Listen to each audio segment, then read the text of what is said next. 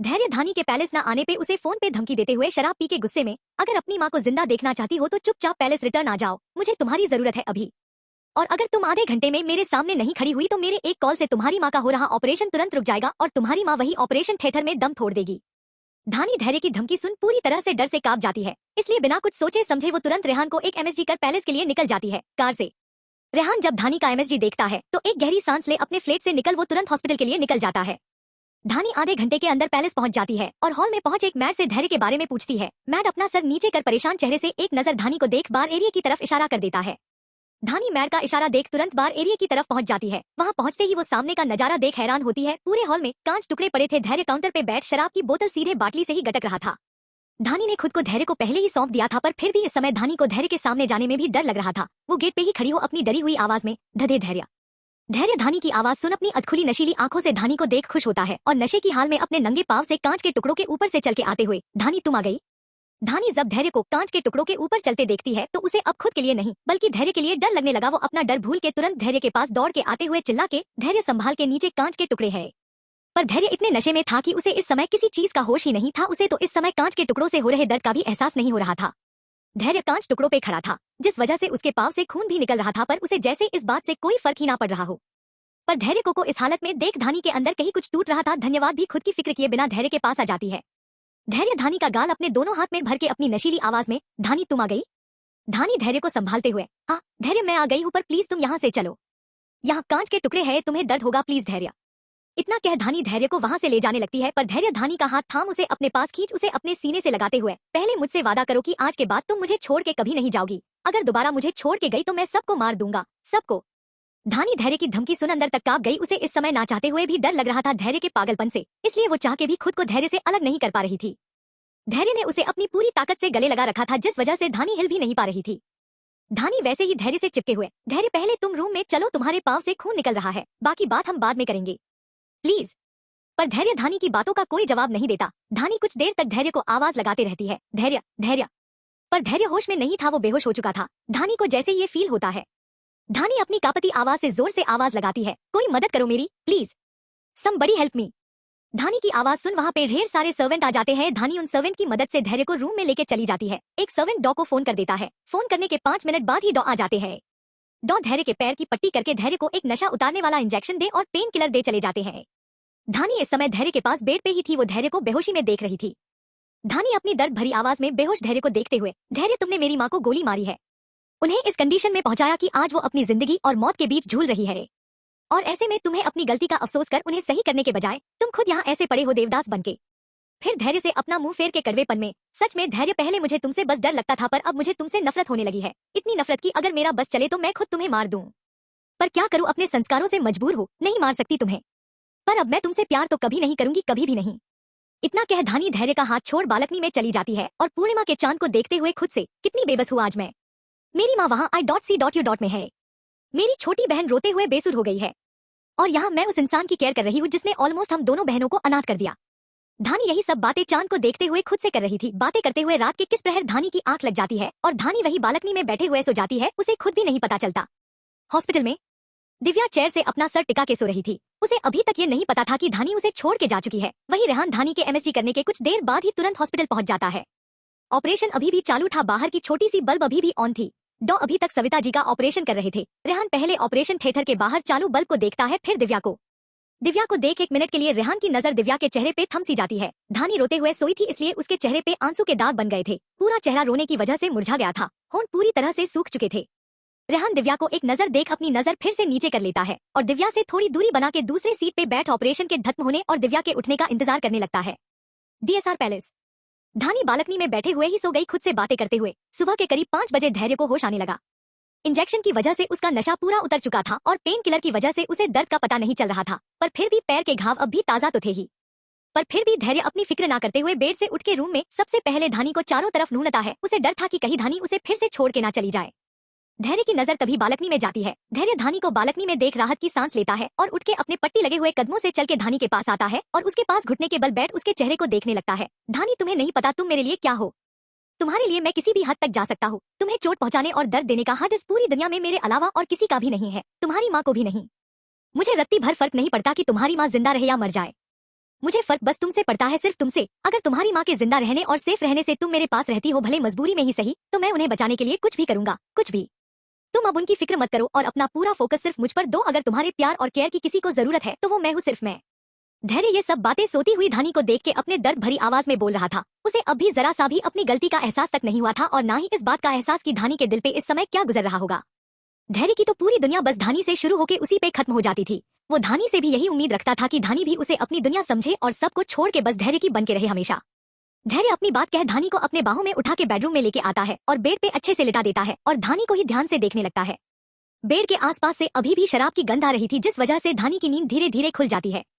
नींद के खुलते ही धानी जब अपने ऊपर धैर्य को झुके हुए पाती है तो झटके में उसे खुद से दूर कर देती है और बेड पे सिकुड़ के बैठ जाती है। धैर्य धानी के इस मूव के लिए रेडी नहीं था, इसलिए वो पीछे की तरफ गिर जाता है। दोस्तों, मैंने आप सबको अपने नॉवेल को रिव्यू देने कहा था, पर आप में से किसी ने भी नहीं दिया। मुझे लग रहा है कि आप लोगों को मेरी ये नॉवेल पसंद नहीं आ रही। धानी शराब की गंध से उठ जाती है, पर जैसे ही उसकी नजर धैर्य से मिलती है तो वो बिना कुछ सोचे समझे धैर्य को दूर धक्का दे बेड पे उठ के एक कोने में बैठ जाती है। धैर्य को धानी के ऐसे धक्का देने से बुरा लगता है, इसलिए वो धानी से बात करने के जैसे ही उसके पास आने के लिए अपने कदम बढ़ाता है। धानी गुस्से में उसे रोक, वहीं रुक जाओ धैर्य, मेरे पास आने की या फिर मुझे छूने की कोशिश भी मत करना। धैर्य धानी की बातों से हैरान हो गुस्से में, क्यों नहीं आ सकता मैं तुम्हारे पास और क्यों नहीं छू सकता मैं तुम्हें? तुम मेरी हो, हर हक तुम पे मेरा। धानी गुस्से में, हर सामान पे जाता है धैर्य, जीते जागते इंसान पे नहीं। और मैं कोई सामान नहीं हूँ, एक इंसान हूँ जिसमें फीलिंग्स है, एहसास है, आत्मसम्मान है, जिसे तुमने कुचला है धैर्य अपने गुस्से, अपने घमंड में। धैर्य धानी की बात सुन गुस्से में आ धानी को झटके में अपनी बाहों में ले, तुम्हारा आत्मसम्मान, तुम्हारी फीलिंग्स, तुम्हारे एहसास पे भी अब सिर्फ मेरा हर है। तुम्हारी हर चीज पे सिर्फ और सिर्फ मेरा हर है, समझी तुम? धानी खुद को धैर्य से छुड़ाते हुए, धैर्य छोड़ो मुझे, मैंने तुम्हें सिर्फ अपना शरीर दिया है, अपना आत्मसम्मान नहीं। तो ऐसी बातें करके मेरी नजरों में खुद को और मत गिराओ। धानी की बात सुन धैर्य के गुस्से की हद टूट जाती है। वो धानी को झटके में बेड पे धक्का दे खुद उसके ऊपर आ धानी के दोनों हाथ को अपने हाथ से जकड़ते हुए, तुमने मुझे सिर्फ अपना शरीर दिया है ना, अपना आत्मसम्मान नहीं, है ना? तो आज मैं तुमसे तुम्हारा आत्मसम्मान भी तुमसे छीन लूंगा। बहुत जुबान चलने लगी है तुम्हारी, आज के बाद तुम अपना मुंह खोलने से पहले भी सोचोगी। इतना कह धैर्य झटके में धानी के होंठों पे अपने होंठ रख उसे रूडली किस करने लगता है। धैर्य धानी के होंठों को बहुत बेदर्दी से काट रहा था। धानी लगातार खुद को धैर्य से छुड़ाने की कोशिश कर रही थी, पर धैर्य अपने गुस्से के आगे मजबूर धानी की हर आवाज को अपने होंठों से दबा दे रहा था। धानी अपनी पूरी ताकत लगा के धैर्य से खुद को छुड़ाने की कोशिश कर रही थी, पर धैर्य के ताकत के आगे वो बहुत कमजोर थी। धैर्य धानी पे पूरी तरह से हावी था। धैर्य गुस्से में धानी के सारे कपड़े फाड़ के उसकी बॉडी से अलग कर देता है और अपने भी कपड़े उतार धानी के साथ बिना उसकी मर्जी के जबरदस्ती धानी के साथ फिजिकल हो जाता है। करीब 2 से 3 घंटे बाद धैर्य धानी की बॉडी से दूर होता है। उसका गुस्सा अब भी शांत नहीं हुआ था। वो धानी के साथ और ज्यादा टाइम तक फिजिकल होना चाहता था, पर धानी अब बेहोश हो चुकी थी धैर्य के गुस्से, उसके हैवानियत को झेलते हुए। इसीलिए धैर्य धानी को छोड़ देता है और धानी को कंबल से उड़ा अपने कपड़े पहन रूम से बाहर चला जाता है। गुस्से में धानी को करीब 2 से 3 घंटे के बाद होश आता है। वो दर्द से कराहते हुए बेड से उठती है। उसके होंठ के किनारे फट चुके थे, उनमें से खून निकल के सूख भी चुके थे। धानी के पूरे शरीर में धैर्य के दांतों के निशान बन चुके थे जो पूरे तरीके से लाल हो गए थे। धानी का पूरा शरीर दर्द की वजह से टूट रहा था। उसमें अभी बेड से उठने की भी ताकत नहीं थी। उसे इतना ज्यादा दर्द धैर्य के साथ फर्स्ट टाइम इंटीमेट होने पे नहीं हुआ था जितना अभी उसके पूरे शरीर में था। धानी किसी तरह से अपने दर्द को सहते हुए बेड से उठती है और खुद को कंबल से ढक के अपने हाथ पे आए निशान को देखते हुए दर्द में, आई हेट यू धैर्य, नफरत है मुझे तुमसे, तुम्हारे होने से। पहले मैंने सोचा था कि धीरे धीरे तुमसे मैं प्यार करने लगूंगी और तुम्हें दुनिया जहाँ की खुशियां दूंगी, पर अब नहीं धैर्य। जो तुमने मेरी माँ के साथ और मेरे साथ किया है उसके बाद तो मैं तुम्हें कभी माफ नहीं करूंगी, कभी नहीं। इतना कह धानी लड़खड़ाते कदम से खुद को कंबल से ढक वॉशरूम में जा गर्म पानी से शावर लेने लगती है। करीब आधे घंटे बाद धानी शावर ले बाथरूम पहन वॉशरूम से बाहर निकल क्लोसेट में जा एक सिंपल सी कुर्ती और पैजामा पहन शरीर के खुले हुए जगह पे कंसीलर लगा धब्बों को कवर कर देती है। उसका मेकअप करने का बिल्कुल भी मन नहीं था, पर चेहरे पे आए जख्म के निशान की वजह से आज धानी मजबूरी में उन जख्म को छुपाने के लिए मेकअप भी कर रही थी। रेडी होने के बाद धानी धीरे कदमों से रूम से निकल सीढ़ियों के थ्रू नीचे आती है। नीचे आते ही धानी की नजर धैर्य से टकरा जाती है। इस समय धानी के मन में धैर्य के लिए इतनी नफरत भरी थी कि धानी धैर्य को देख के भी अनदेखा कर पैलेस से बाहर जाने लगती है। धैर्य पहले से ही गुस्से में था, पर धानी का ऐसे धैर्य को अनदेखा करना उसके गुस्से में आग में घी डालने का काम करता है। धैर्य वैसे ही सोफे पे किसी शैतान की तरह बैठे हुए बिना धानी की तरफ देखे, स्टॉप धानी राइट नाउ। धानी का पूरा शरीर धैर्य की कड़क आवाज सुन कांप जाता है। उसके कदम खुद ही अपनी जगह पे रुक जाते हैं, पर उसे अपनी माँ और बहन से मिलने जाना था किसी भी हाल में, इसलिए धानी अपने डर को कंट्रोल कर अपने हाथ की मुट्ठी बांधते हुए फिर से अपने कदम गेट की तरफ बढ़ा देती है। धैर्य जब देखता है कि धानी उसकी बात को अनसुना करके जा रही है तो वो गुस्से में अपनी जगह से उठ धानी के पास अपने लंबे कदम बढ़ा धानी की कलाई को कस के पकड़ते उसे अपने पास झटके में खींच गुस्से में, लगता है मैंने तुम्हें जो सजा दिया वो कम था? मुझे तुम्हें और टॉर्चर करना चाहिए था बेड पे, तब तुम्हारी ये अकड़ खत्म होती। धानी धैर्य की बात सुन उसकी आंखों में देख अपने एक एक शब्द पे जोर देते हुए कहती है, ये अकड़ मुझे तुम्हारी तरह खैरात में नहीं मिली है धैर्य, जो इतना सा दर्द सह के टूट जाएगा। मैं यहाँ से जा रही हूँ अपनी माँ और अपनी बहन से मिलने, और मुझे रोकने की कोशिश भी मत करना। मैं अपनी माँ के लिए अगर तुम्हारे टॉर्चर को सह सकती हूँ तो उनके लिए तुम्हें जवाब भी दे सकती हूँ धैर्य। औरत हूँ, भले ताकत में तुमसे कहीं ज्यादा कमजोर हूँ, पर हिम्मत इतनी है कि चट्टान को भी तोड़ने की ताकत रखती हूँ, इसलिए रोकने की कोशिश मत करो मुझे। धैर्य धानी का हाथ वैसे ही कस के पकड़े हुए, और अगर किया तो क्या कर लोगी तुम धानी? आखिर औकात ही क्या है तुम्हारी मेरे आगे? धानी धैर्य के आंखों में देखते हुए उसके एकदम करीब आके, जानती हूँ मेरी कोई औकात नहीं है धैर्य तुम्हारे आगे। चींटी हूँ मैं, एक और कुछ नहीं, पर याद रखो धैर्य, एक चींटी भी हाथी की जान लेने की ताकत रखती है अगर वो उसके कान तक पहुंच जाए तो। फिर मैं तो तुम्हारे दिमाग में चढ़ के नाचती हूँ, तुम तो ऑलरेडी मेरे कंट्रोल में हो, इसलिए औकात की बात भी मत करना। धैर्य धानी की बात सुन तिरछा मुस्कुरा देता है। धानी की कही एक एक बात सही तो थी। धानी सच में धैर्य के दिल और दिमाग में पूरी तरह घर कर गई थी। धैर्य को ये बात अच्छे से पता था, पर आज धानी के मुंह से यही बात सुन धैर्य का गुस्से जैसे कहीं गायब ही हो जाता है, और धैर्य का गुस्से से भरा चेहरा नॉर्मल हो, चेहरे पे एक मुस्कान आ जाती है अचानक ही। धानी धैर्य के बदलते हुए भाव अच्छे से देख के नोटिस करते हुए कहा, ना धैर्य, मैं तुम्हारे दिमाग में हूँ, इसलिए हिम्मत की बात तो तुम मुझसे मत करना, और रही ताकत की बात तो वो खुल के बेड पे दिखा सकते हो, पर सिर्फ रात में, दिन में नहीं। दिन में मेरा और तुम्हारा कोई रिश्ता नहीं है, अनजान इंसान है हम, और ये मैं तुमसे पूछ नहीं रही, तुम्हें बता रही हूँ।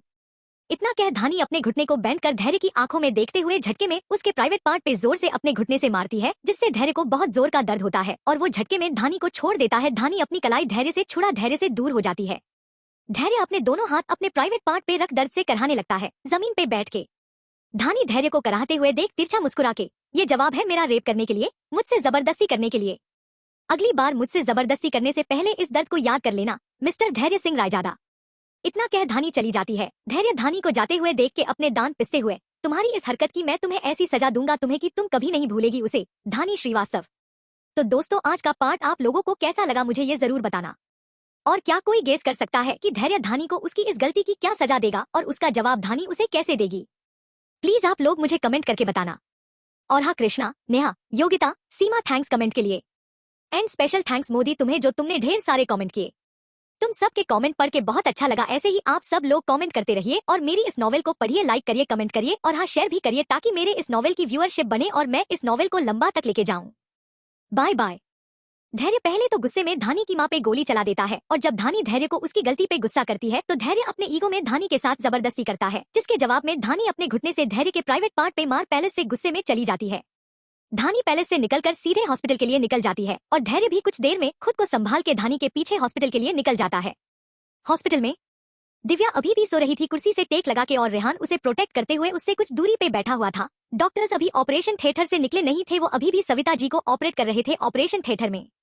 सुबह के 8 बजे के करीब जब दिव्या के फेस पे सुबह की धूप पड़ी तो वो कसमसाते हुए उठने लगी। उसकी नींद अभी पूरी खुली नहीं थी कि उसे पिछला दिन का धीरे धीरे सब कुछ याद आने लगा, तो वो घबरा के अपनी जगह से खड़ी हो अपने आसपास धानी को ढूंढने लगती है। दीदी, दीदी।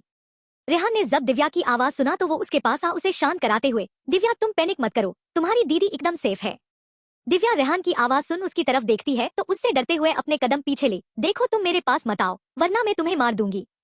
रेहान दिव्या को डरा हुआ देख उससे अपने कदम पीछे लेते हुए, मैं तुम्हारे पास नहीं आऊंगा दिव्या, पर प्लीज तुम शांत हो जाओ। दिव्या रेहान की बातों को अवॉइड कर पैनिक होते हुए चारों तरफ अपनी नजर घुमा, दीदी कहाँ है, कहीं तुम लोगों ने दीदी को कुछ कर तो नहीं दिया? रेहान दिव्या को दिलासा देते हुए, जब तक बॉस की सांसें चल रही है तब तुम्हारी बहन के नानून तक को कोई चोट नहीं पहुंचा सकता है दिव्या। दिव्या भरे गले से, फिर मेरी दीदी कहाँ है?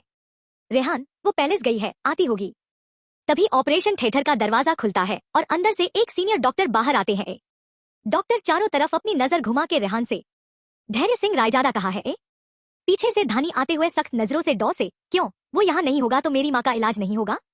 रेहान धानी को देख अपने कदम पीछे ले लेता है और अपना सर झुका धानी को ग्रिड करते हुए थोड़ी दूरी पे चला जाता है। वही दिव्या धानी को देख उसके पास आके किसी बच्चे की तरह चिपक जाती है। धानी भी दिव्या को बहुत प्यार से खुद से चिपका लेती है। धानी डॉक्टर को अपनी सख्त नजरों से देख के, आपको मेरी माँ के बारे में जो भी कहना है वो मुझसे कहिए, ना कि उस धैर्य को। डॉक्टर जब धैर्य के लिए धानी के मुंह से ऐसे शब्द सुनता है तो उसे बहुत अजीब लगता है। वो अपनी डरी हुई सवालिया नजरों से हैरान हो धानी को देखने लगता है। धैर्य जैसे ही हॉस्पिटल में एंटर करता है तो उसे डॉ धानी को घूरता हुआ दिखाई देता है। धैर्य पहले से ही गुस्से में था, उस पर से ये डॉ भी उसकी धानी को घूर रहा था। जिस वजह से धैर्य का सारा गुस्सा उस डॉ पे फूट पड़ता है। धैर्य धानी के पीछे से डॉ के पास उसका जबड़ा कस के दबा गुस्से में अपने एक एक शब्द पे जोर देते हुए, तो जिस लड़की को अपनी नजर उठा के ऐसे घूर रहा है ना, उसके लिए तुझे अपनी इन आंखों को जिंदगी भर के लिए खोना भी पड़ सकता है। धानी पहले तो धैर्य को अचानक देख के हैरान हो जाती है और दिव्या बुरी तरह से डर जाती है। धानी दिव्या को खुद से अलग कर धैर्य को झटके में डॉ से अलग कर गुस्से में चिल्ला के, धैर्य अपनी लिमिट्स क्रॉस मत करो। भूलो मत तुम जिस डॉ को धमकी दे रहे हो उस डॉ ने मेरी माँ की जान बचाई है, इसलिए उसकी अहमियत मेरी लाइफ में इस समय तुमसे कई ज्यादा है। धैर्य धानी की बात सुन गुस्से में पूरा लाल हो जाता है। वो जल्दी से धानी के पास आ गुस्से में उसके बाल को पीछे से कस के पकड़ धानी का सर पीछे की तरफ झुकाते हुए, क्या कहा तुमने, फिर से बोलो। धानी धैर्य से अपने बाल छुड़ाने की कोशिश करते हुए, धैर्य मुझे दर्द हो रहा है, प्लीज बाल छोड़ो मेरे। धैर्य गुस्से में अपने दांत पिसते हुए, पहले मुझसे माफी मांगो धानी। धानी एक नजर दर्द में ही धैर्य को देखती है, फिर सिचुएशन को समझते हुए एक गहरी सांस ले उससे प्यार से कहती है, धैर्य प्लीज मेरे बाल छोड़ो, दर्द हो रहा है। धैर्य धानी की मीठी सी नॉर्मल आवाज सुन उसके बाल छोड़ उसे कस के अपनी बाहों में भर लेता है और अपने दर्द में कहता है, धानी तुम पर सिर्फ मेरा हर है। तुम प्लीज मेरे सामने ऐसे किसी का फीवर मत लिया करो, मुझसे बर्दाश्त नहीं होता। धानी को इस समय धैर्य पे काफी ज्यादा गुस्सा आ रहा था। सबसे ज्यादा गुस्सा धानी को धैर्य की सोच पे आ रहा था, क्योंकि धैर्य को ऐसे सिचुएशन में भी सिर्फ अपनी ही फिक्र थी। उसे जरा सा भी ये नहीं एहसास था कि वो कहाँ है, इस समय कैसी सिचुएशन है। उसे ऐसे टाइम पे भी बस अपने अंदर के सेटिस्फैक्शन की पड़ी थी। पर धानी इस समय इतनी मजबूर थी कि वो ना चाहते हुए भी धानी सिचुएशन को समझते हुए अपने गुस्से को कंट्रोल कर, धैर्य मुझे माफ कर दो, मैं आज के बाद ऐसा कुछ नहीं करूंगी या कहूंगी जिससे तुम्हें तकलीफ हो, पर अभी प्लीज मुझे छोड़ो, हम हॉस्पिटल में है। धैर्य धानी की बात सुन उसे और कस के अपनी बाहों में भरते हुए, ऐसे ही कुछ देर चिपकी रहो धानी, बहुत रिलैक्स फील हो रहा है, तुम्हें नहीं पता तुम्हारी महक मुझे कितना ज्यादा रिलैक्स फील कराती है। धानी धैर्य की बातें सुन कुछ देर उससे वैसे ही चिपके रहती है। फिर कुछ मिनट बाद, धैर्य मुझे डॉ से माँ के बारे में जानना है, प्लीज छोड़ो मुझे। धैर्य को धानी से अलग होने का बिल्कुल भी मन नहीं था, पर फिर भी धानी के बार बार बोलने पे धैर्य धानी को खुद दूर करता है, पर उसकी कमर को उसने अभी तक जकड़ के रखा था। धैर्य इस समय किसी सरफिरे आशिक की तरह बिहेव कर रहा था। उसे देख ऐसा लग रहा था जैसे अगर उसने धानी को एक सेकंड के लिए भी छोड़ा तो धानी को कोई उससे दूर लेके चला जाएगा। धैर्य धानी की कमर को वैसे ही जकड़े हुए डॉ को बिना देखे, बोलो डॉ क्या बोलना है, पर बोलने से पहले इतना याद रखना कि अगर धानी की माँ को कुछ भी हुआ तो धानी की माँ की चिता से पहले तुम्हारी और तुम्हारे पूरे फैमिली की चिता मैं खुद जलाऊंगा। डॉ तो धैर्य की धमकी सुन डर से पूरी तरह कांपने लगता है, क्योंकि वो जो न्यूज़ सुनाने वाला था उसके बाद तो उसकी रक्षा धैर्य से ऊपर वाला ही कर सकता था। धानी धैर्य की धमकी सुन हैरान तो होती है, पर जब वो डॉ को इतना डरा हुआ देखती है तो उसे कुछ गलत होने का एहसास होने लगता है। वो तुरंत धैर्य से खुद को छुड़ा डॉ के पास अपनी डरी हुई आवाज में, डॉ आपको देख ऐसा लग रहा है जैसे आप जो न्यूज़ देने आए हैं वो अच्छी नहीं है। डॉ धानी की बात सुन एक नजर धैर्य को देख डर के मारे फिर से अपना सर झुका लेता है और अपनी डरी हुई आवाज में कहता है, मैम हमें माफ कर दीजिए, हमने पूरी रात बहुत मेहनत की, अपना 100% दिया हमने आपकी माँ को बचाने के लिए, पर आपकी माँ की उम्र काफी हो गई है। ऐसे में उनके सीने के बीच में गोली लगना और उसके बाद उनके बॉडी से काफी खून भी बह गया था, पर फिर भी हमने बहुत कोशिश करके आपकी माँ को तो बचा लिया। पर डॉक्टर अपनी बात कहते हुए अचानक रुक जाता है और एक नजर धानी को फिर से देख अपना सर झुका, पर आपकी माँ की बॉडी के गले के नीचे का एरिया अभी काम नहीं कर रहा, उन्हें पूरी तरह ठीक होने में 1 महीने के ऊपर जाएंगे। धानी और दिव्या दोनों डॉ की बात सुन जमीन पे झटके में बैठ एक मूर्ति की तरह जम जाती है। धैर्य जब धानी की ऐसी हालत देखता है तो उसका दिल अंदर तक टूटने लगता है। आज पहली बार लाइफ में धैर्य की भी आंखों में हल्की नमी आ गई थी धानी को इस तरह से देख। दिव्या की भी वैसी सिचुएशन थी, पर धैर्य को उससे जैसे रत्ती भर फर्क ना पड़ता हो। धैर्य ने एक बार भी दिव्या को नजर उठा के भी नहीं देखा। धैर्य धानी के पास अपने घुटने के बल बैठ धानी को अपनी बाहों में भर, धानी तुम फिक्र मत करो, मैं तुम्हारी माँ का इलाज इससे भी बहुत बड़े हॉस्पिटल में कराऊंगा, तुम्हारी माँ बिल्कुल पहले जैसी हो जाएगी। धानी धैर्य की आवाज सुन इस बार अपना गुस्सा कंट्रोल नहीं कर पाती और गुस्से में धैर्य को दूर धक्का दे उस पे चिल्लाते हुए कहती है, ये सब तुम्हारी वजह से ही हुआ है धैर्य, आज मेरी माँ जिस भी हालत में है उसके जिम्मेदार सिर्फ तुम और तुम्हारा ये जबरदस्ती का प्यार है जो तुम मुझ पे हमेशा थोपते रहते हो। तो प्लीज अभी ये दिखावा करना बंद करो धैर्य, बंद करो, मुझ पे तुम्हारे इस दिखावे का कोई असर नहीं होगा। तो दोस्तों, धानी ने अपने गुस्से में धैर्य पे अपनी सारी भड़ास निकाल तो ली दी, पर अब धैर्य क्या करेगा? क्या धैर्य इस समय धानी की जो मेंटल कंडीशन है उसे समझेगा, या अपने एटीट्यूड में वो धानी को और दर्द देगा? धानी की इस गलती के लिए क्या करेगा धैर्य? और दोस्तों मुझे माफ कर देना, मैं कुछ दिनों से चैप्टर अपलोड नहीं कर पा रही उसके लिए, पर मैं क्या करूं, ऐप पे सभी की नॉवेल शो हो रही है पर मेरी नॉवेल शो नहीं हो रही, जिस वजह से मेरी नॉवेल को व्यूअरशिप नहीं मिल रही, इस वजह से मैंने चैप्टर अपलोड ही नहीं की। और आगे भी जब तक मेरी नॉवेल ऐप पर नहीं दिखेगी ऐसे ही मैं करने वाली हूँ, क्योंकि लिखने में बहुत मेहनत लगता है, उसके बाद एडिट करना और फिर अपलोड करना बहुत ज्यादा टाइम जाता है, और उसके बाद भी अगर व्यूअरशिप नहीं बढ़ती तो दिल भी दुखता है और लिखने का मन नहीं करता। इसलिए आप लोगों से मैं माफी पहले से ही मांग रही हूँ, आप सबको इंतजार कराने के लिए। धानी डॉ से अपनी माँ की हालत सुन के और धैर्य का बदला हुआ स्वभाव देख गुस्से में पूरी बौखला गई और अपने गुस्से में उसने धैर्य से जाने क्या क्या कह दिया, इस बात का अंदाजा इस समय उसे भी नहीं था। वही धैर्य धानी की सारी बात अपने एक पैर को फोल्डकर अपने दूसरे पैर के दम पे बैठ के अपना सर झुका के सुन रहा था। धानी भी अपने गुस्से में अपनी जगह से उठ के धैर्य से चिल्ला के, ऐसे सर झुका के क्यों बैठे हो धैर्य? अपनी गलती का अब एहसास हो रहा है तुम्हें, या फिर मुझे कैसे चुप कराना है और क्या सजा देनी है ये सोच रहे हो? धैर्य धानी की ऐसी कड़वी बातें सुन अपने गुस्से को कंट्रोल करने के लिए अपने दोनों हाथ की मुट्ठी को कस के बंद कर लेता है, जिससे उसकी हाथ की नसें भी दिखने लगी थी। अब धैर्य को धानी की मेंटल कंडीशन का एहसास था। आखिर वो भी तो किसी समय इसी मजबूरी से गुजरा था जब उसके अंकल की मौत हुई थी, और वो चाह के भी उनके गुनहगारों को ढूंढ सजा नहीं दे पा रहा था। इसलिए अभी धैर्य बिल्कुल शांत था। धैर्य अपने गुस्से को कंट्रोल करते हुए, इस समय तुम्हारी मेंटल कंडीशन क्या है ये मैं समझ सकता हूँ धानी, लेकिन फिर भी अपने जुबान को अपने कंट्रोल में रखो। मैंने कहा ना मैं तुम्हारी माँ का इलाज कराऊंगा। धानी गुस्से में चिल्ला के, नहीं जरूरत है मुझे तुम्हारे खैरात की धैर्य, मैं अपनी माँ और अपनी बहन की रिस्पॉन्सिबिलिटी उठा सकती हूँ, और अगर तुम्हें मेरी कोई मदद ही करना है तो प्लीज मेरी लाइफ से दफा हो जाओ और फिर कभी अपनी शक्ल भी मुझे मत दिखाना। धानी के ये शब्द सुन धैर्य के गुस्से की आधी हद भी पार हो जाती है। धैर्य अपनी जगह से झटके में उठ धानी का गला दबा उसकी कमर को जकड़ अपने करीब करके अपने एक एक शब्द पे जोर देते हुए, मुझे अपनी लाइफ से तुम अपनी आखिरी सांस तक नहीं दूर कर सकती हो धानी। जब तक हम दोनों में से कोई एक मर नहीं जाता, हम में से किसी एक की सांसें नहीं थम जाती, तब तक तुम्हें मुझसे तुम्हारा भगवान भी नहीं अलग कर सकता। ये बात अपने दिल अपने दिमाग में बिठा लो। और रही तुम्हारी माँ की बात, तो उन्होंने तुम पर हाथ उठाया था, तुम्हें चोट पहुंचाने की कोशिश की थी, इसलिए उन पर गोली चलाने का अफसोस मुझे ना कल था और ना आज है। पर क्योंकि वो तुम्हारी माँ है, उन्होंने तुम्हें जन्म दिया जिस वजह से आज तुम मेरे सामने खड़ी हो, तो इसलिए मैं उन्हें बचाने और पहले जैसा करने के लिए हर वो चीज करूंगा जो मुझे करना चाहिए, ना कि इसलिए कि मुझे तुम्हारी नजरों में महान बनना है। मुझे आज तक किसी से प्यार नहीं मिला और ना ही मुझे उसकी किसी से या तुमसे उम्मीद है, और ना ही मैं चाहता हूँ तुम्हारा प्यार, समझी तुम?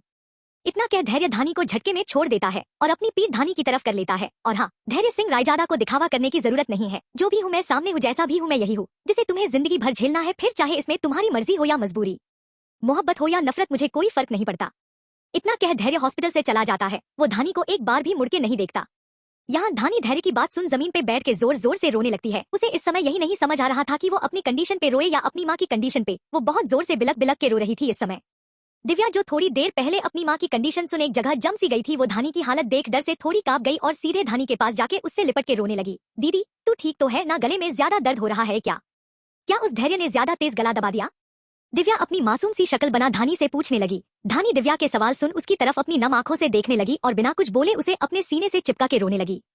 दिव्या को भी इसी समय बहुत रोना आ रहा था, पर उससे ज्यादा उसे धैर्य पे गुस्सा आ रहा था। दिव्या अपने आंसू पोंछ धानी से अलग हो। दीदी धैर्य के पास ताकत है, तो क्या हमें ऐसे ही उसके आगे झुकते रहना होगा? क्या उसे उसकी किए की सजा नहीं मिलेगी? जो उसने तेरे साथ किया, मम्मी के साथ किया, क्या उसकी सजा उसे कोई नहीं देगा? धानी दिव्या की बात सुन एक मिनट के लिए शांत हो जाती है, फिर कुछ सोचते हुए अपनी जगह से खड़ी हो। मिलेगी दिव्या, उस धैर्य सिंह रायजादा को भी उसके किए की सजा मिलेगी, उसकी हर एक गलती की सजा मिलेगी उसे। दिव्या धानी की बात सुन अपनी जगह से खड़ी हो। दीदी मुझे नहीं पता तू उस धैर्य को कैसी सजा देगी, पर मैं चाहती हूँ कि उस धैर्य का घमंड तोड़े। उसे अपनी ताकत का, अपने पावरफुल होने का बहुत घमंड है, इसीलिए उसने मम्मा पे ऐसे गोली चला दी और हमें ऐसे अनाथ कर दिया। तू चाहे उस धैर्य को कैसी भी सजा दे, पर उसका ये घमंड तोड़ के उसे घुटने के बल बैठने पे मजबूर करना जरूर। मैं उसे माफी मांगते हुए देखना चाहती हूँ जो उसने हमारे साथ किया है। धानी दिव्या की आंखों में देख उसकी बात सुनते हुए एक दर्द को महसूस कर रही थी। एक गुस्सा दिख रहा था धानी को दिव्या की आंखों में। अपनी माँ के गुनहगार को सजा न दे पाने की लाचारी दिख रही थी दिव्या के फेस पे। धानी दिव्या के चेहरे और उसकी आंखों के भाव देख मजबूरी में अपनी आंखें झुका लेती है। उसकी आंख से आंसू झरने की तरह बह रहे थे। उसका दिल भी इस समय अंदर तक टूट रहा था। धानी अपनी मजबूरी को फील करके खुद से, काश धैर्य तुम ऐसे ना होते, काश तुम अपने गुस्से को कंट्रोल करना जानते और मेरी माँ पे गोली ना चलाते, तो हमारा रिश्ता कुछ और होता।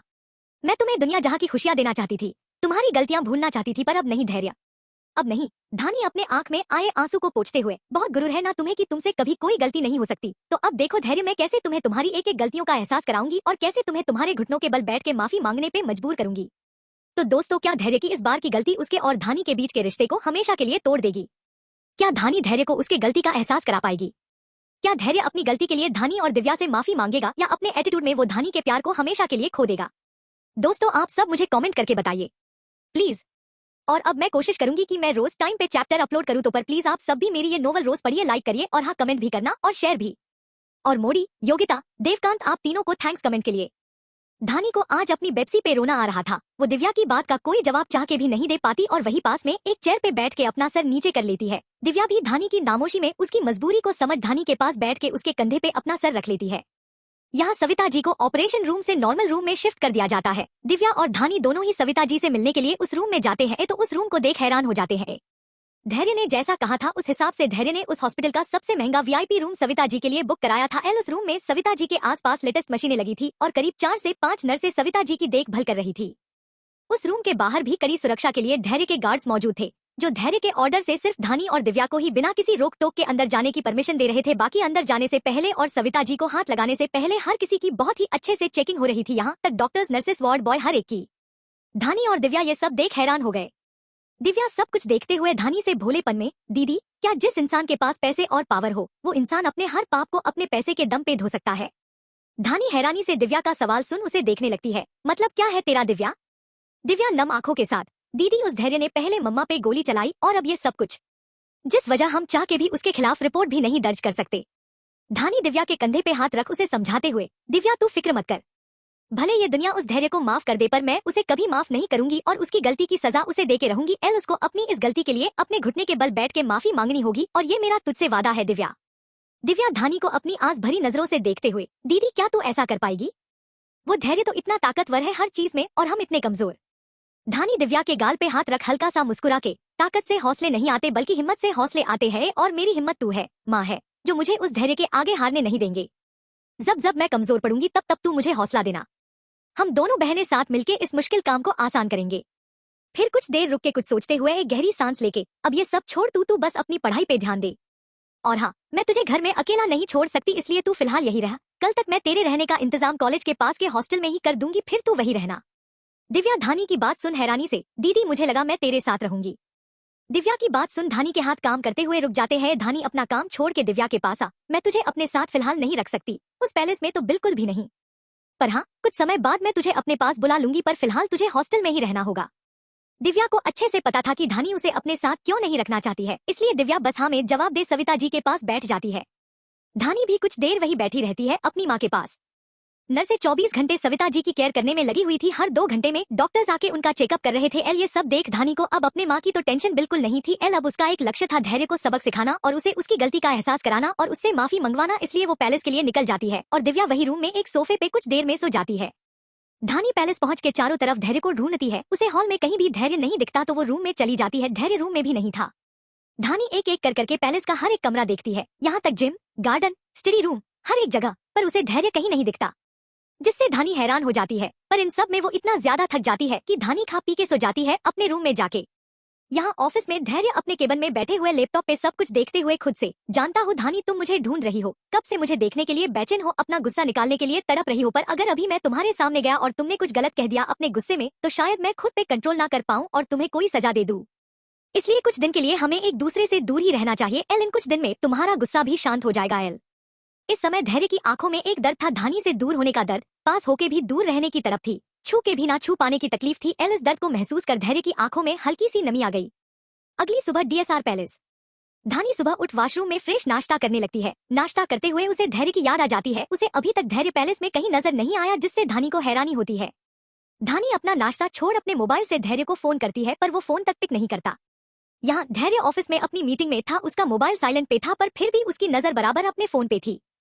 धैर्य जब देखता है कि धानी उसे बार बार फोन कर रही है तो वो अपने लैपटॉप पे मीटिंग के बीच में ही पैलेस की फुटेज को ऑन कर धानी को देखता है। धानी अपने लिए परेशान देख धैर्य के चेहरे पे हल्की सी मुस्कान आ जाती है। धैर्य धानी को देख के अपने मन में, इतनी नफरत मुझसे धानी, तुम्हारी इस नफरत के आगे तो मोहब्बत भी फीकी पड़ जाए।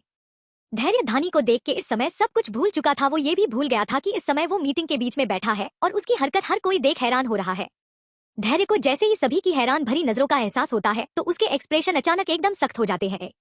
धैर्य लैपटॉप में ही अपनी नजर गड़ाए धानी को देखते हुए अपनी कड़क आवाज में, अगर मुझे घूरना हो गया हो तो सब के सब यहाँ से जा सकते हैं, मैं तुम लोगों को सैलरी मुझे घूरने के लिए नहीं देता।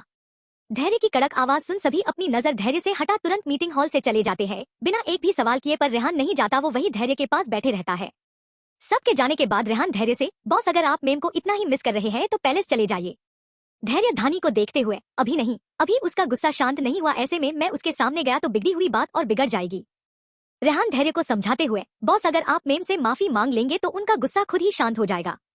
धैर्य सख्त नजरों से रेहान को देखते हुए, आज तक धैर्य ने किसी से माफी नहीं मांगी और ना ही कभी भी किसी से मांगेगा, और फिर मेरी गलती ही क्या है? धानी को दर्द देने वाले हर हाथ को मैं तोड़ दूंगा, फिर चाहे वो हाथ किसी का भी हो, मुझे फर्क नहीं पड़ता। रेहान हैरान हो खुद से, इस बार आपको झुकना होगा बॉस, आपने गलत किया है। इस बात का एहसास आपको जल्द हो जाए तो अच्छा है, वरना कहीं आप मेम को खो ना दे हमेशा के लिए। इतना कह रेहान केबिन से जाने लगता है तो धैर्य रेहान को रोक के उसे ऑर्डर देते हुए, दिव्या के ऊपर कड़ी नजर रखना, आज के बाद उसकी प्रोटेक्शन की जिम्मेदारी मैं तुम्हें देता हूँ।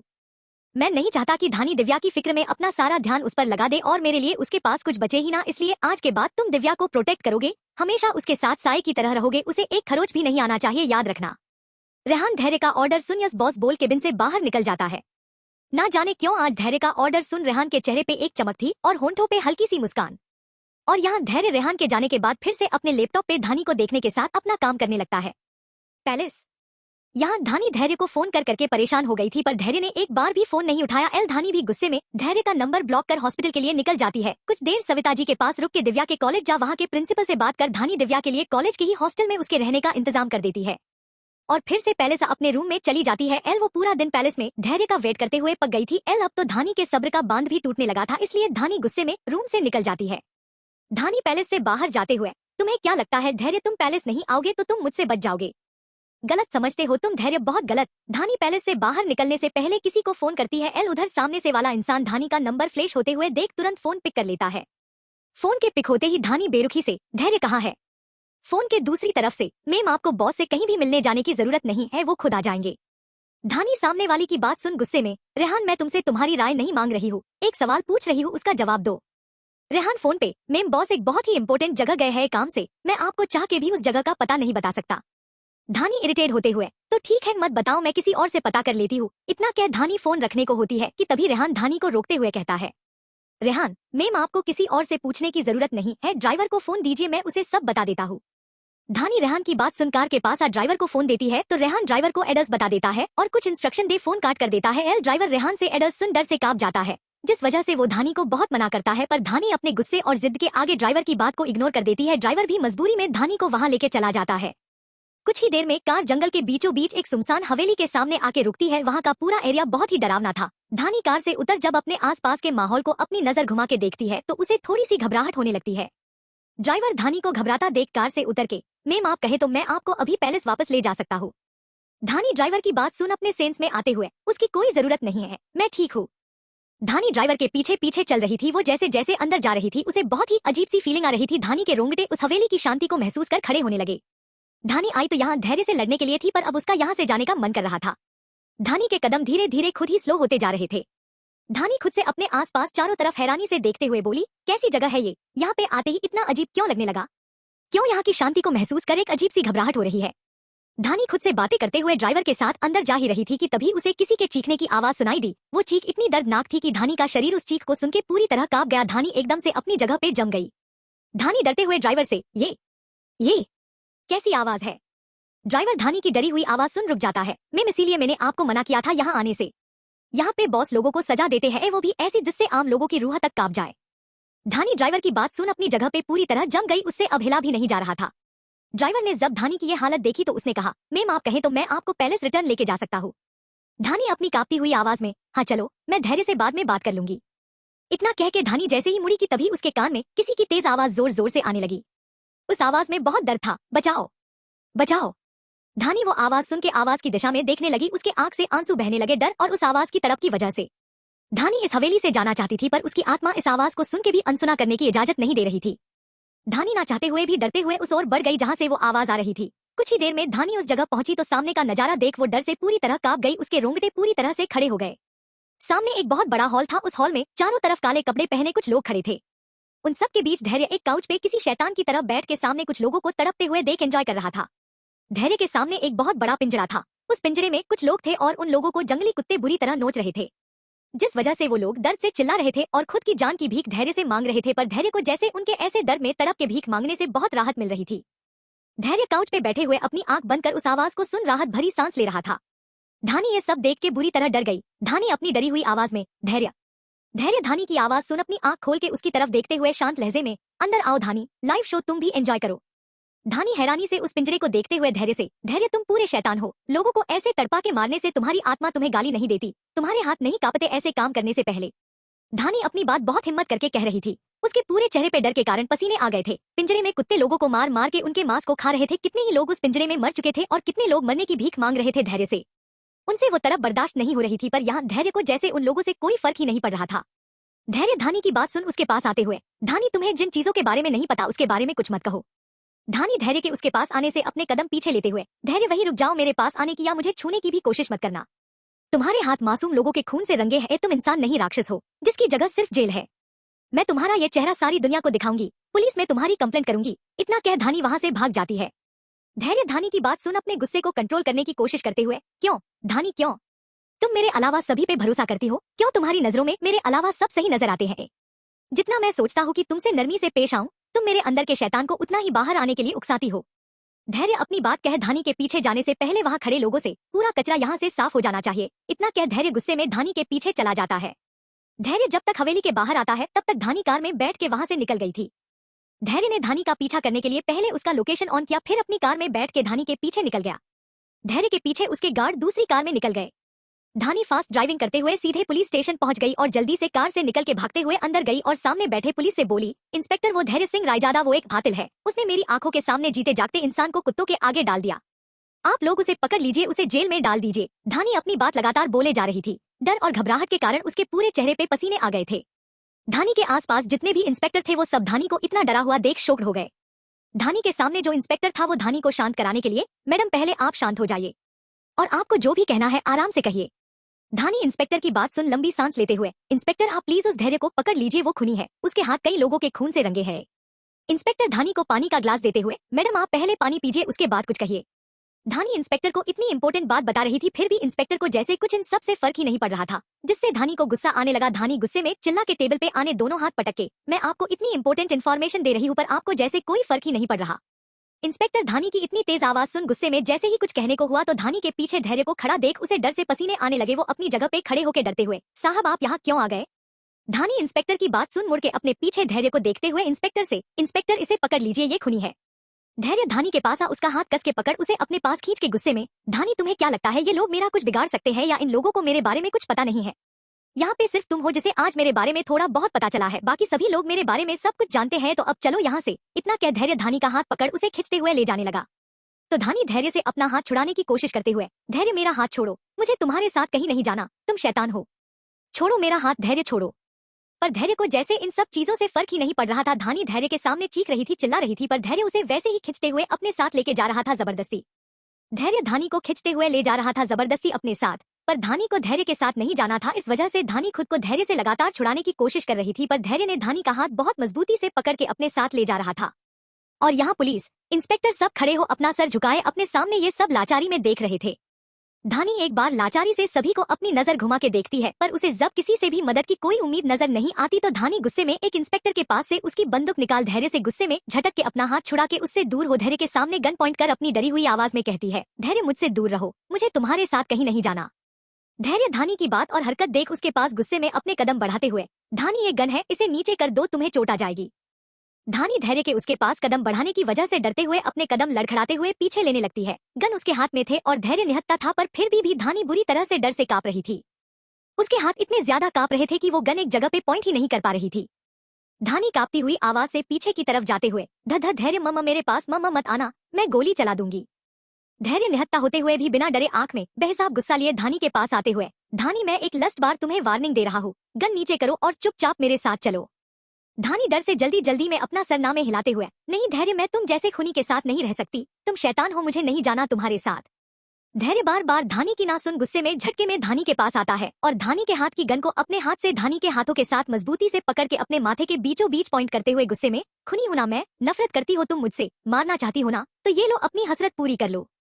धानी धैर्य की हिम्मत और उसकी गुस्से से लाल आंखें देख डर से अपना थूक निगलते हुए, तुम्हें क्या लगता है धैर्य, मैं गोली नहीं चला सकती, मैं तुम्हें नहीं मार सकती। धैर्य धानी के एकदम पास आके उसकी आंखों में देखते हुए, तुम क्या कर सकती हो और क्या नहीं, ये मुझे अच्छे से पता है, इसलिए कह रहा हूँ अपनी हसरत पूरी कर लो। याद रहे धानी, अगर आज तुमने मुझे छोड़ दिया तो मैं तुम्हें तुम्हारी पूरी लाइफ नहीं छोड़ूंगा। इसके बाद तुम्हें पूरी जिंदगी मेरी बनके रहना होगा अपनी आखिरी सांस तक। आज मौका है, कर लो अपनी हसरत पूरी, मुझे मार के आजाद हो जाओ, गन चलाओ धानी। धैर्य धानी से बिना डरे हुए अपनी लाल आंखों से धानी को देखते हुए कह रहा था। धानी धैर्य की बातें सुन उसका साहस देख कुछ भी नहीं कह पा रही थी। उसे धैर्य से आजाद होना था, धैर्य को सजा भी देना था, पर आज तक उसने कभी एक मक्खी भी नहीं मारी थी, तो आज वो अचानक एक हट्टे कट्टे इंसान को कैसे मार सकती थी। ऊपर से धैर्य की निडरता धानी का कॉन्फिडेंस पूरी तरह से गिरा रही थी।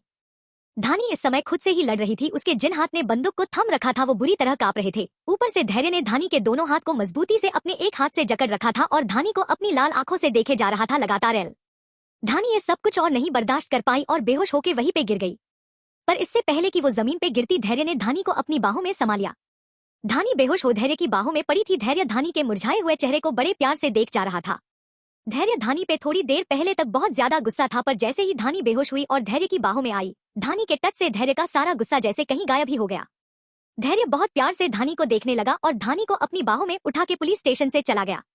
धैर्य ने कार में पूरे रास्ते धानी को अपनी गोद में बिठा के खुद से चिपका के रखा था और अपने बेचैन मन को शांत कर रहा था। धानी पूरी तरह से बेहोश थी और धैर्य ने उसे खुद से ऐसे चिपका रखा था कि धानी की गर्म सांसें धैर्य को अपने गले पे महसूस हो रही थी, जिससे धैर्य के बेचैन मन को एक अलग सी शांति मिल रही थी। इससे पहले जब धानी धैर्य से दूर भाग रही थी तो धैर्य का दिल अंदर तक टूटने लगा था। उसे उस समय सब कुछ बर्बाद करने का मन कर रहा था, खुद को भी। पर अब जब धानी धैर्य की बाहों में आ गई तो धैर्य के बेचैन मन को भी शांति मिल गई और धैर्य के होंठों में एक सुकून भरी मुस्कुराहट आ गई। कुछ ही देर में पैलेस आ जाता है तो एक गार्ड आके कार का डोर खोलता है। धैर्य डोर खुलने पे कार से निकल बेहोश धानी को अपनी बाहों में उठा पैलेस में सीधे अपने रूम में चला जाता है और धानी को बेड पे अच्छे से लिटा खुद धानी के पास बैठ उसे प्यार से देखने लगता है।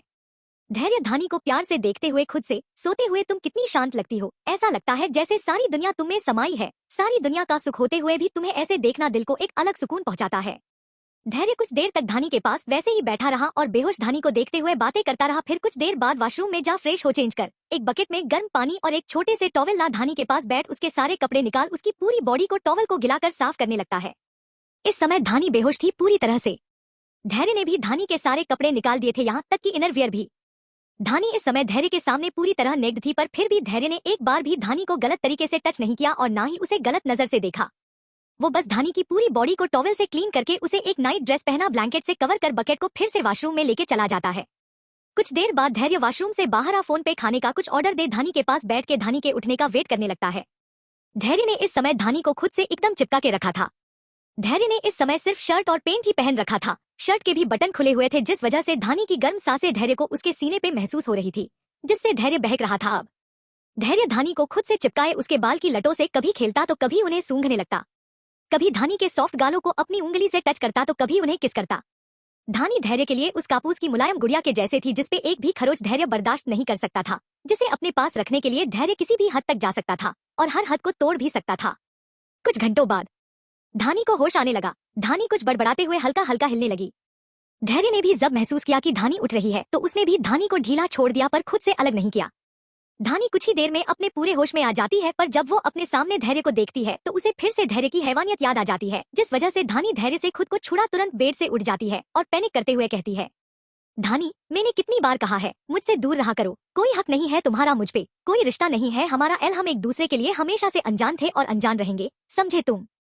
धानी को जब होश आता है तो वो देखती है कि धैर्य उसके पास लेटा है और उसके बालों से खेल रहा है। धानी को इस समय धैर्य से घिन आ रही थी। धैर्य ने बेरहमी से खून जो किया था लोगों का, जिस वजह से धानी को धैर्य के टच से भी प्रॉब्लम हो रही थी। इसलिए धानी झटके में धैर्य को खुद से दूर कर बेड से उठ जाती है और गुस्से में चिल्ला के कहती है, मुझसे दूर रहो, कितनी बार कहा है मुझे मत छुओ, मुझे नफरत है तुमसे। धैर्य, तुम्हारे टच से मुझे घिन आती है। धैर्य जो अभी तक धानी के करीब होने से एक अलग ही दुनिया में खोया हुआ था, वो धानी की ऐसी बातें सुन गुस्से में धानी के पास आ उसका जबड़ा कस के दबाते हुए बोला, अगली बार ऐसे वर्ड्स तुम्हारे मुंह से नहीं निकलना चाहिए धानी, वरना मैं वो कर जाऊंगा जिसके लिए तुम अपनी पूरी लाइफ पछताओगी। धानी धैर्य से खुद को छुड़ा उससे दूर होते हुए चिल्ला के, बोलूंगी एक बार नहीं हर बार बोलूंगी, क्या कर लोगे, मार ही दोगे ना, जैसे उन लोगों को तुमने मार दिया।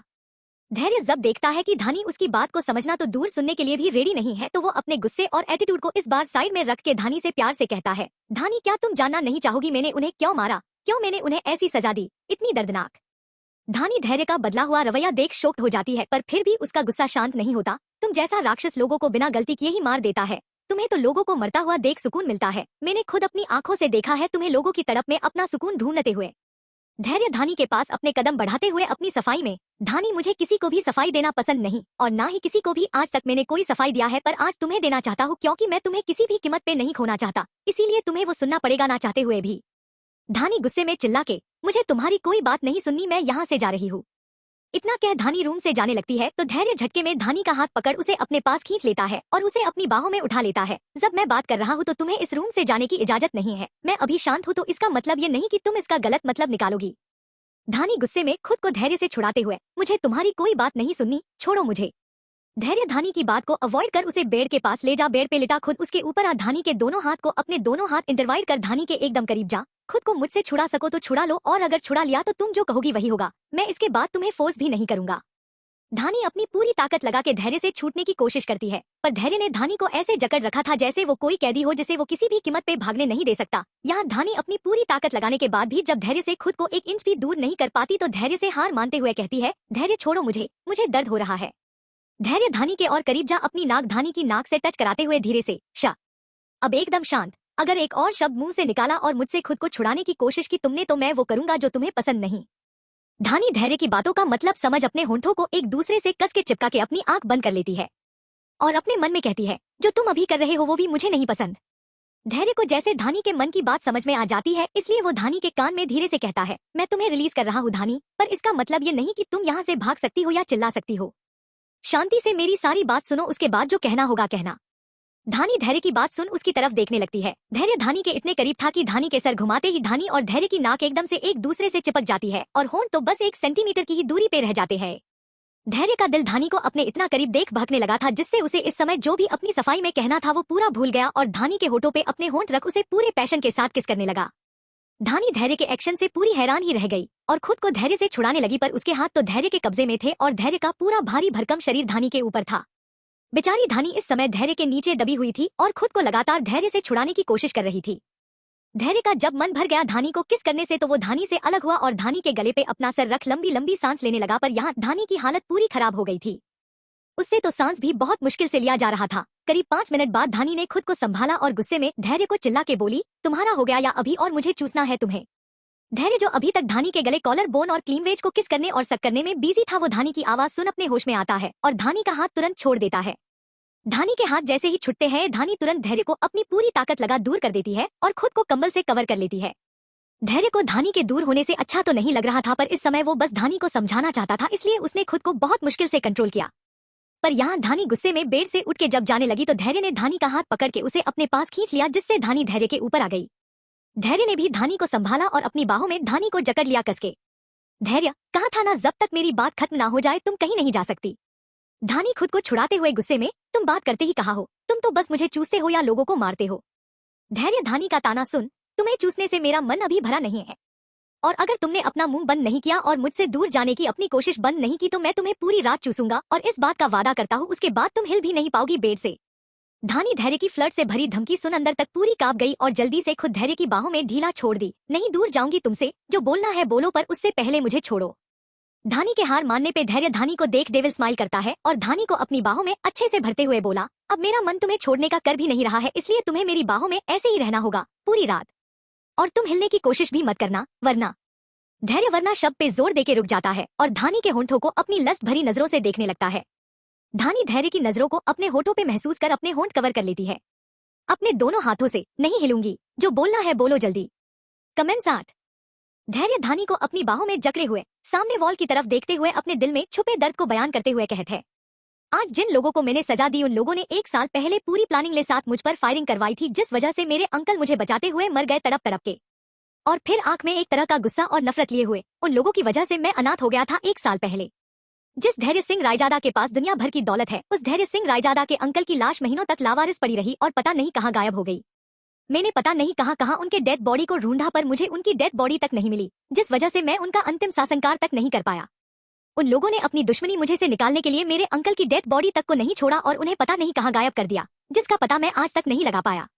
धैर्य ये सब गुस्से में बोल रहा था। उसकी आंखों में एक दर्द था, अपने अंकल से दूर होने का दर्द, उनकी डेड बॉडी को ना ढूंढ पाने का दर्द, जिसे धानी महसूस कर सकती थी। वो धैर्य की बातें सुनते हुए लगातार बस उसे ही देख रही थी। धानी के मन में अभी तक धैर्य के लिए जो गुस्सा था वो सारा गुस्सा धैर्य की बात सुन हमदर्दी में बदल जाती है, जिस वजह से धानी की आंखें नम हो जाती है।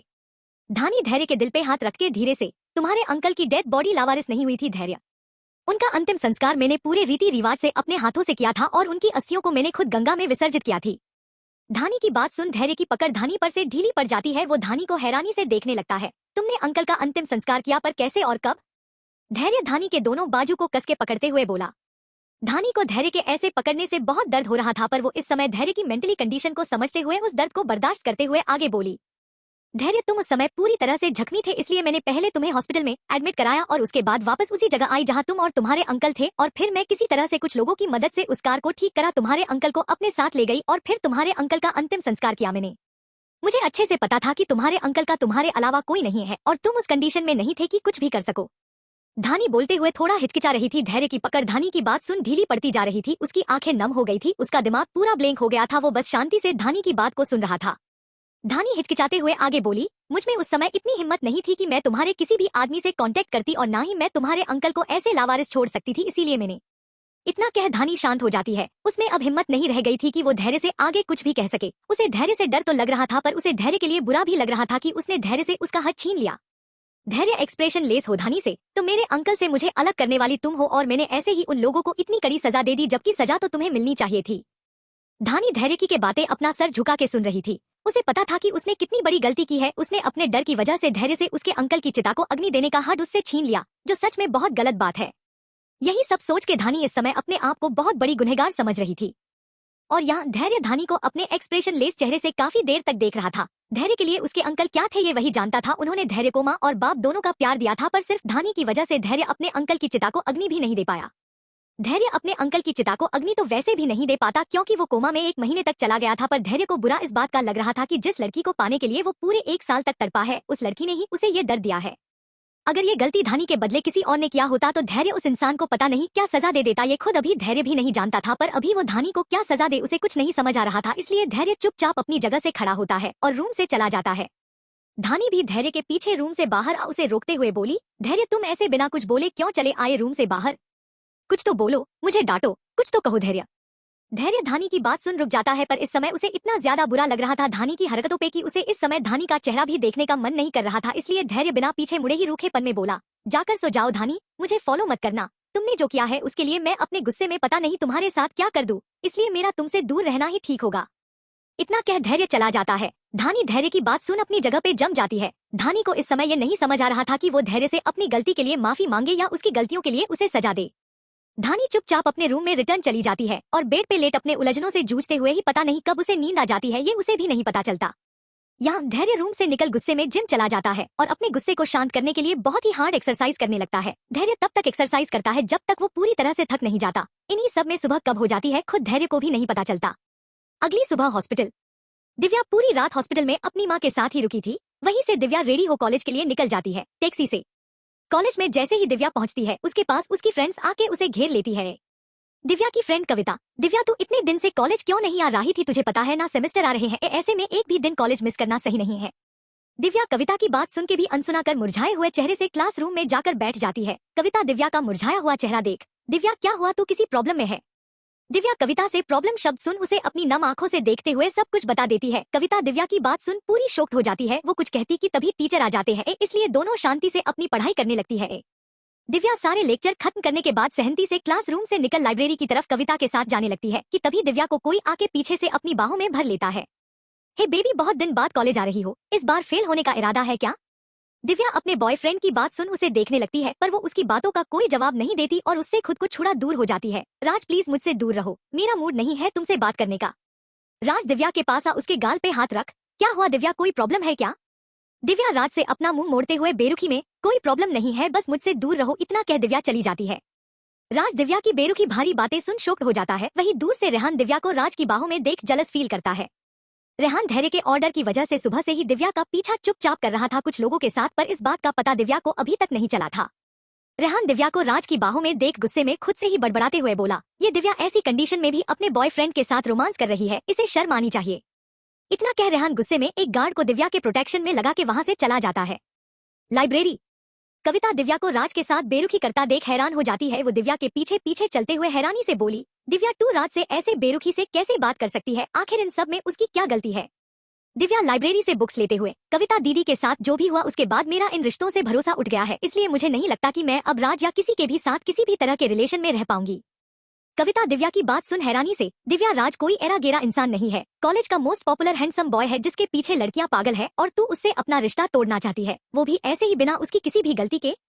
दिव्या टेबल पे जाके बैठ अपनी बुक खोलते हुए, फिलहाल मुझे सिर्फ अपनी पढ़ाई पे कंसंट्रेट करना है और अच्छे मार्क्स से पास होके दीदी की मदद करनी है बस। अब तू जा, डिस्टर्ब मत कर मुझे, मेरा काम करने दे। दिव्या का मासूम सा दिल धानी की मजबूरी और अपनी माँ की हालत देख पूरी तरह से टूट गया था, इसलिए उसे दुनिया में अब हर रिश्ते से प्रॉब्लम होने लगी थी। इस वजह से अब वो खुद को काबिल बनाना चाहती थी, पर यहाँ रेहान दिव्या की ओर आकर्षित हो रहा था। उसे बहुत पहले से ही पता था कि दिव्या का एक बॉयफ्रेंड है, जिससे पहले उसे प्रॉब्लम नहीं थी, पर जब हॉस्पिटल में रेहान ने दिव्या के साथ रात बिताई तो वो दिव्या की मासूमियत और उसकी खूबसूरती की ओर अट्रैक्ट हो गया, ना चाहते हुए भी। पर फिलहाल इस बात का पता अभी खुद रेहान को भी नहीं है। धानी अपने गिल्ट को दूर करने और धैर्य का पता लगाने पैलेस में धैर्य को सब जगह ढूंढने लगती है, पर धैर्य धानी को पूरे पैलेस में कहीं नहीं मिलता। तो धानी थक हार के एक सर्वेंट से धैर्य के बारे में पूछती है, तो उसे सर्वेंट से पता चलता है कि धैर्य स्विमिंग पूल में स्विम करने गया है। पहले तो धानी स्विमिंग पूल की तरफ जाने में हिचकिचाती है, पर जब वो धैर्य के बारे में सोचती है तो एक गहरी सांस ले पूल की तरफ चली जाती है। धानी जब से पैलेस आई थी तब से वो पूल की तरफ कभी नहीं गई थी, इसलिए उसे वहाँ के बारे में कुछ पता नहीं था, जिस वजह से वो एक सर्वेंट के साथ वहाँ जाती है। वो पूल पैलेस में ही था, फिर भी एकदम से खुले हुए एरिया में था, वहाँ से फ्रेश हवाएं चल रही थी, जिसे महसूस कर धानी की थोड़ी सी टेंशन दूर हो जाती है। धानी पूल की तरफ जाके वहाँ पे आसपास अपनी नजर घुमा के धैर्य को ढूंढने लगती है। धैर्य तुम कहाँ हो? धैर्य धानी के पीछे से चल के उसके पास आते हुए, तुम यहाँ क्यों आई? धानी धैर्य की आवाज सुन मुड़ के पीछे की तरफ जब देखती है तो धैर्य को सिर्फ स्विमिंग अंडर गारमेंट में देख चौंक जाती है और तुरंत अपनी नजर दूसरी तरफ कर लेती है। तुम्हें शर्म आनी चाहिए धैर्य, तुम ऐसे खुले एरिया में सिर्फ एक छोटी सी चड्डी पहन के घूम रहे हो। धैर्य धानी की बात सुन अपनी एक भौहें चढ़ा के उसे देखने लगता है। What do you mean by छोटी चड्डी? तुम्हारी इन्फॉर्मेशन के लिए तुम्हें मैं ये बता दूं, इसे चड्डी नहीं स्विमिंग ट्रंक कहते हैं। धानी घबराहट की वजह से अपना सलाइवा निगलते हुए जल्दी जल्दी में उसे चाहे जो भी बोलते हो, पर तुम क्या अपने आप को छोटे बच्चे समझते हो जो ऐसे छोटी सी? इतना कह धानी चुप हो जाती है। वो आगे कुछ कहती कि धैर्य धानी का हाथ पकड़ उसे अपने पास खींच लेता है। धानी धैर्य के एकदम करीब आ गई थी। धैर्य ने कुछ भी नहीं पहना था, सिर्फ एक अंडरवियर के अलावा। धानी धैर्य को इस समय अपनी डरी हुई नजरों से देख रही थी और धैर्य धानी को अपनी सर्द नजरों से। धैर्य ने इस समय धानी की कलाई को जकड़ के रखा था और अपने करीब करके रखा था और अपनी सर्द नजरों से धानी को ही देख रहा था लगातार। धैर्य को देख इस समय कोई नहीं बता सकता था कि उसके दिमाग में इस समय क्या चल रहा है। धैर्य धानी को अपने एकदम करीब कर अपनी सर्द आवाज में, यहाँ क्यों आई हो? धानी धैर्य की आवाज सुन अपने सेंस में आती है और तुरंत अपनी आंखें बंद कर लेती है और अपनी लड़खड़ाती आवाज में कहती है, मुझे तुमसे माफी मांगनी है, प्लीज मुझे माफ कर दो। धैर्य धानी का हाथ छोड़ पूल में डुबकी लगा देता है, पर धानी वैसे ही उसी पोजीशन में खड़ी रहती है। धैर्य के डुबकी लगाने से धानी के ऊपर पानी की काफी छींटे आ जाती है। पानी काफी ठंडा था, जिस वजह से धानी को ठंड लगने लगती है और वो खुद को होश में लाती है। धैर्य का कड़क मस्कुलर गोरा बदन धानी की सांसें रोकने के लिए काफी था, ऊपर से धैर्य स्विम करते हुए काफी ज्यादा सेक्सी लग रहा था, जिससे धानी का गला सूख रहा था, जिसे गिला करने के लिए धानी बार बार अपना सलाइवा निगल रही थी। धानी के साथ ये सब आज पहली बार हो रहा था। इससे पहले उसने धैर्य के लिए ये सब कब्जी महसूस नहीं किया, पर आज धैर्य की हरकतें धानी की धड़कनों को बढ़ा रही थी, जिस वजह से धानी दूसरी तरफ मुड़ गई और खुद को संभाल के खुद से बोली, इतना प्यार से माफी मांग रही हूँ पर ये इंसान तो कोई रिएक्ट ही नहीं कर रहा। पर जब उसे धैर्य की हॉट बॉडी याद आती है तो उसका गला फिर से सूखने लगता है। पर धानी अपना सर झटक के खुद को संभाल हकलाते हुए धैर्य से, धैर्य मैं कुछ बोल रही हूँ तुमसे, पर तुम कोई रिएक्ट क्यों नहीं कर रहे हो? कुछ तो बोलो। धैर्य स्विम करते हुए काफी फ्रेश फील कर रहा था, पर जब स्विम के बीच उसकी नजर धानी पे जाती है तो धानी को ऐसे हड़बड़ाया हुआ देख उसे काफी अच्छा लगता है। उसे धानी के बात करने के अंदाज से साफ पता चल रहा था कि धानी को उससे फर्क पड़ने लगा है। धानी कुछ कुछ उसके लिए भी फील करने लगी है। ये सारे ड्याल जैसे ही धैर्य के दिमाग में आते हैं, धैर्य का धानी के लिए सारा गुस्सा, सारी नाराजगी कहीं गायब सी हो जाती है और उसके चेहरे पे शैतानी मुस्कान आ जाती है। धैर्य स्विम करते हुए धानी के पास आता है और एक शैतानी मुस्कान के साथ धानी को देखते हुए एक्सप्रेशन लेस हो बोला, माफी मांग रही हो या एहसान कर रही हो? धानी धैर्य के दिमाग में पनप रहे शैतानी ख्याल से अनजान हो हकलाते हुए, माफी मांग रही हो दिल से। धैर्य धानी को शैतानी मुस्कान के साथ देखते हुए, अगर माफी मांग रही हो तो मेरी तरफ देख के बात करो, ऐसे दूसरी तरफ मुंह करके क्यों खड़ी हो? धानी खुद को संभालते हुए, मैं ऐसे ही ठीक हूँ, तुम जल्दी से मुझे माफ कर दो, उसके बाद मुझे हॉस्पिटल भी जाना है। धैर्य शैतानी मुस्कान के साथ, अगर माफी चाहिए तो मेरी तरफ देखो वरना यहाँ से जा सकती हो तुम। धानी धैर्य के फोर्स करने पे धीरे धीरे मुड़ के उसकी तरफ अपनी शर्म भरी नजरों से देखते हुए, अब माफ कर दो। धैर्य बिना कुछ बोले अपने हाथ से धानी को अपने पास आने का इशारा करता है, तो धानी भी उसका इशारा समझ के अपने घुटनों के बल उसके पास बैठ जाती है और थोड़ा धैर्य के पास बेंड हो जाती है। तो धैर्य धानी के पास अपना हाथ बढ़ाता है। धानी धैर्य के उसके हाथ बढ़ाने पे कुछ समझ नहीं पाती, तो वो ना समझी में उसे देखने लगती है। धैर्य एक्सप्रेशन लेस हो, माफी चाहिए? धानी भोलेपन में हमें अपना सर हिला देती है, तो धैर्य अपने आंख से धानी को अपने हाथ पे इशारा करता है। धानी हिचकिचाते हुए धैर्य की तरफ जैसे ही अपना हाथ बढ़ाती है तो धैर्य झटके में धानी का हाथ पकड़ के उसे खींच लेता है। ऐसे अचानक खींचने से धानी खुद को संभाल नहीं पाती और धैर्य के ऊपर आ जाती है। धैर्य धानी को अपनी बाहों में संभाल लेता है और उसकी कमर को जकड़ते हुए धानी की आंखों में देखते हुए कहता है, तुम पर गुस्सा तो मैं कभी था ही नहीं धानी। जिस दिन मैंने तुम्हें पहली बार देखा और तुमने मेरी जान बचाई, उस दिन मुझ पर मेरी हर चीज पे तुम्हारा हर बराबरी का हो गया था। मैं अब तक बस शांत इसलिए था कि तुम पूरे 1 साल तक मेरे डर की वजह से छुप के रही, और जब मिली भी तब भी मुझे तुमने कुछ नहीं बताया, इसलिए मैं चुप था कि कैसे रिएक्ट करूं। अगर 1 साल पहले मैं तुम्हें ढूंढ लेता तो आज हमारे बीच और भी बहुत कुछ होता। धानी हैरानी से धैर्य को देखते हुए, ये बात तो तुम मुझे वैसे ही बोल सकते थे, पानी में क्यों खींचा तुमने मुझे? धैर्य धानी के गीले होंठों को हिलते हुए देख के दूर से फीलिंग नहीं आ रही थी, इसलिए पास बुला लिया। धानी धैर्य की आंखों में खुद के लिए लस्ट को देख डर जाती है। धैर्य मुझे छोड़ो, मुझे माँ से मिलने हॉस्पिटल जाना है। धैर्य धानी की बातों को अवॉइड कर उसकी कमर पे अपनी पकड़ कसते हुए, एकदम शांत धानी एकदम शांत। ऐसे मौके रोज नहीं मिलते। धैर्य अपने अंगूठे से धानी के होंठों को मसलते हुए कहता है। धानी धैर्य की हरकतें देख पूरी डर जाती है। उसे साफ एहसास हो गया था कि उसने गलती से भूखे शेर के मुंह में सिर्फ अपना हाथ नहीं बल्कि खुद को ही पूरी तरीके से डाल दिया है। धानी धैर्य को अपनी डरी हुई नजरों से देखते हुए, धैर्य प्लीज मुझे छोड़ो, मुझे ठंड लग रही है। धैर्य झुक के धानी के गले पे अपने होंठों को प्यार से सहलाते हुए, बहुत जल्द ये ठंड कहाँ गायब हो जाएगी खुद तुम्हें भी नहीं पता चलेगा। धानी धैर्य के होंठ अपने गले पे महसूस कर अपनी आंख बंद कर लेती है। उसे पता चल गया था कि वो चाहे कुछ भी कर ले धैर्य उसे नहीं छोड़ेगा। वैसे भी दोनों आज काफी दिन बाद इतने नजदीक आए थे। धैर्य धानी के गले से होते हुए उसके होंठों के करीब बढ़ने लगता है। धानी खुद को धैर्य से बचाते हुए नीचे की तरफ झुकने लगती है तो धैर्य भी उसके साथ नीचे की तरफ झुकने लगता है। धैर्य ने अपने दोनों हाथों से इस समय धानी को संभाल रखा था। धानी पूरी तरह से पानी में तैर रही थी।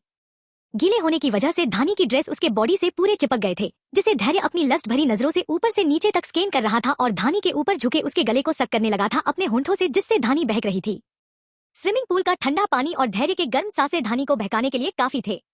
आज धैर्य धानी के साथ बिल्कुल भी जबरदस्ती नहीं कर रहा था। वो बस धानी से आज प्यार करना चाहता था। वो चाहता था कि धानी भी उससे प्यार करे और उसका साथ दे, इसलिए धैर्य धानी को बस बहका रहा था, जो धानी पे काम भी कर रहा था।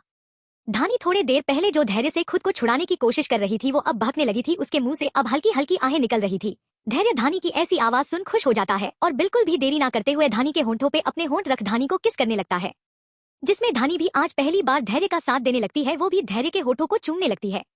धैर्य जब धानी के होंठों को अपने होंठों पे चलता हुआ फील करता है तो कुछ समय के लिए वो वही फ्रीज हो जाता है। उसका ध्यान तब टूटता है जब धानी धैर्य को किस करते हुए उसके होंठों को काट लेती है और अपनी आंख खोल धानी को देखता है। धानी धैर्य को किस करने में पूरी तरह से खोई हुई थी, जिसे धैर्य बहुत ध्यान से देख रहा था। ये पहली बार था जब धानी भी उसे किस कर रही थी, वरना हमेशा धैर्य ने ही धानी को किस किया था और धानी बस उसे खुद से दूर ही किया करती थी जब तक उसमें ताकत बची रहती थी। धैर्य को ऐसे मदहोश होके उसे किस करते हुए देख एक मीठी सी मुस्कान करता है और बिना एक भी पल गवाए अपने एक हाथ से धानी को होल्ड करता है और दूसरे हाथ को धानी के गले के पीछे पकड़ के धानी को अब पूरे पैशन के साथ किस करने लगता है। धैर्य धानी के होठों को किस करने के साथ साथ उसके होंठों को और उसके जीभ को भी अब काट रहा था। धैर्य ने इस समय अपना पूरा कंट्रोल खो दिया था धानी को ऐसे बहका हुआ देख के। धानी को धैर्य के ऐसे काटने से दर्द होने लगता है, जिससे वो अपने होश में आती है तो उसे एहसास होता है कि वो क्या कर रही थी अभी अभी।